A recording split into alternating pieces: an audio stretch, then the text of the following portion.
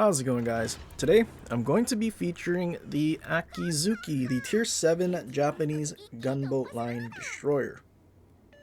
The Akizuki is a destroyer that I haven't really played in quite some time. I guess even the Kitakaze haven't really played. At least Akizuki, I guess, in addition to trying to dodge Tier 7 carriers, because realistically playing with CVs kind of sucked, especially after the changes. Uh, well, adding that time in, but also not really playing Tier 7 a whole lot lately. Uh, Basically made it. I feel like the last time I played this ship must have been like a year ago or something. But yeah, Akizuki still a very good destroyer, just kind of difficult sometimes, as we do find the enemy Velos, but then again our whole team is kind of in a very I don't know if it's bad positioning, but they're very far away. We do have one friendly ship that pushed around the outside, but trying to engage the Velos, we were the only thing spotted for how many ships is there? Five ships tried to shoot at us, and still shooting at us as we go a little too far out of our smoke to help finish off the Velos. But yeah, one destroyer down. We lost more HP than we would have liked. Probably could have just sat in the smoke and hoped our cruiser found the Velos, as I'm pretty sure he would have just ran into Velos naturally, since Velos for some reason just charged straight in and committed suicide. And then well, I don't know where his torps were. He didn't try to torp us at all. We never saw them, and well, now that he's been dead for a while, we know there is no more torpedo threat. So yeah, not really sure what that Velos did. And well, now we're just kind of free to do whatever we really want. The last enemy destroyer is on the other side of the map, so we're gonna just try to do what we can on this side, move over to B, and then eventually go and find the enemy Udachi. And realistically, we should have zero problem finishing him off, since our guns and DPM is, well, too good for a Udachi to handle. Unfortunately, our torpedo launch at that flandre, I was expecting him to turn out and start kiting, especially with well, I guess a destroyer on the side. There's no reason for him to stick around, but he doesn't actually leave. He just kind of sits there at the island, and our team is sort of starting to push in. But instead of sticking around with their P-bag starting to charge in, I decide to just go to B, start capping, and hopefully avoid any additional radar and unnecessary damage from the P-bag. Enemy Michelangelo, though, all the way at the back using his smoke. Not sure why. He's far enough away that he really shouldn't take any significant damage, but he is at the back in his AI gaming ship. Kind of curious to see how this turns out at the end of the update, and seeing how many Michelangelo players just charge in. Imagine 3-man div, Michelangelo, AI gaming builds, charging in, alternating smokes. Yeah, it's gonna be pretty nasty. Well, that is if they have spotting. If not, they're not gonna spot anything if they're charging in together. But yeah, we'll see it eventually. I'm sure of that.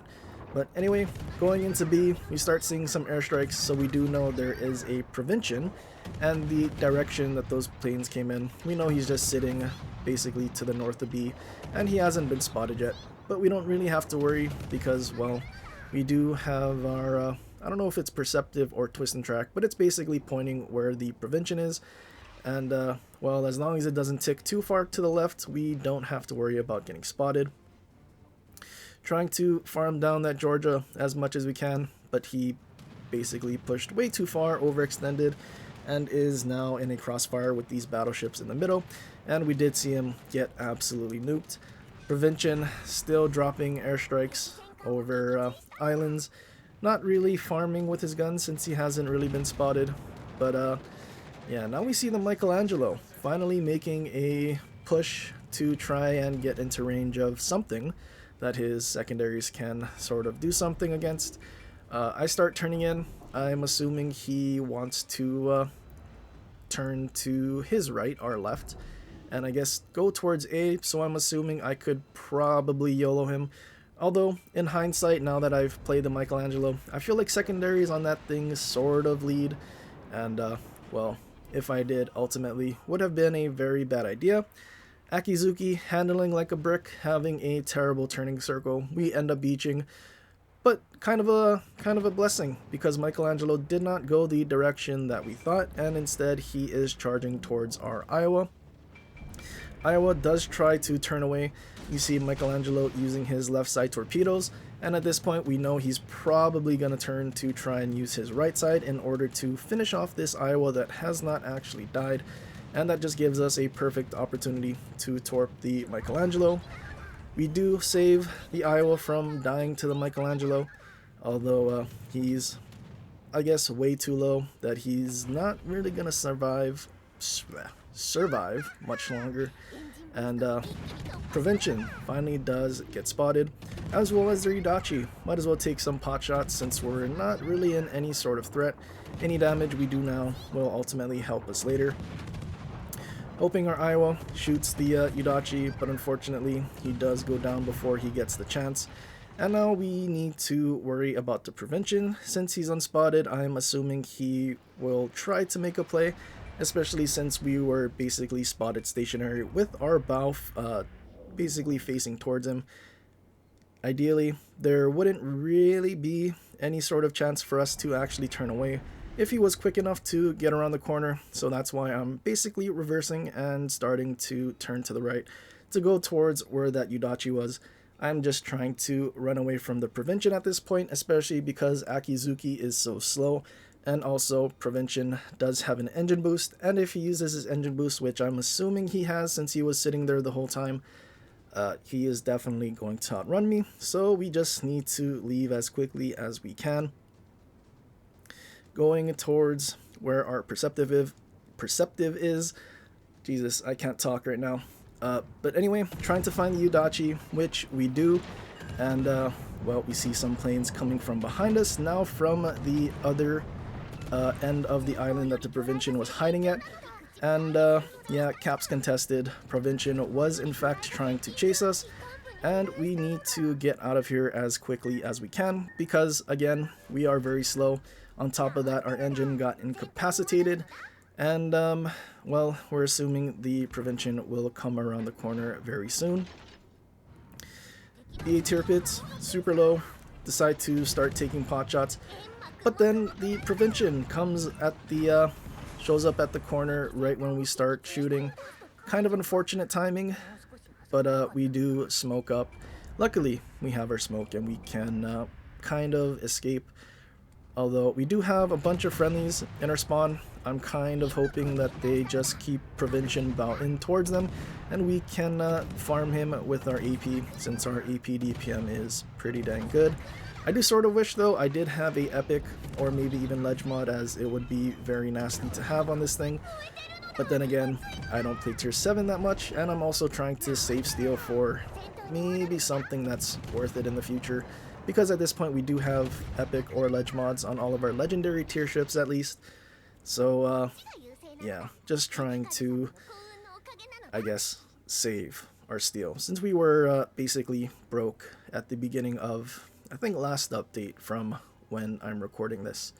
But yeah, just one ship left, the enemy P-Bag that was kiting around at A that we kind of ran away from because we didn't want to be radared.